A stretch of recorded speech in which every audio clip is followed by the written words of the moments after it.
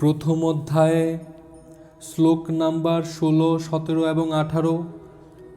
কুন্তিপুত্র মহারাজ যুধিষ্ঠির অনন্ত বিজয় নামক শঙ্খ বাজালেন এবং নকুল ও সহদেব বাজালেন সুঘোষ ও মণিপুষ্পক নামক শঙ্খ।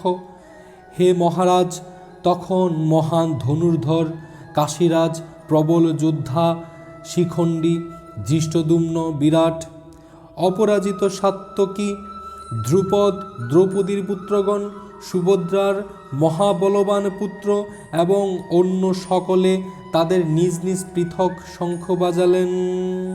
শ্লোক নাম্বার 19-এ বলা হয়েছে, শঙ্খ নিনাদের সেই প্রচণ্ড শব্দ আকাশ ও পৃথিবীর প্রতিধ্বনিত করে ধৃতরাষ্ট্রের পুত্রদের হৃদয় বিদারিত করতে লাগল।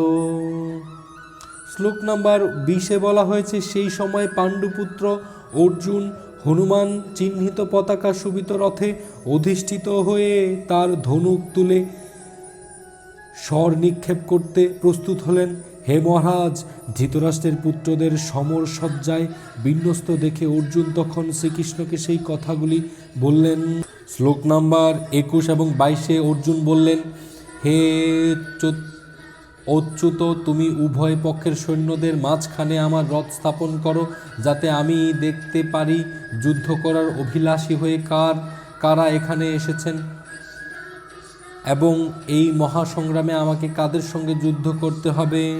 হরে কৃষ্ণ কৃষ্ণ কৃষ্ণ হরে হরে, হরে রাম রাম রাম হরে হরে।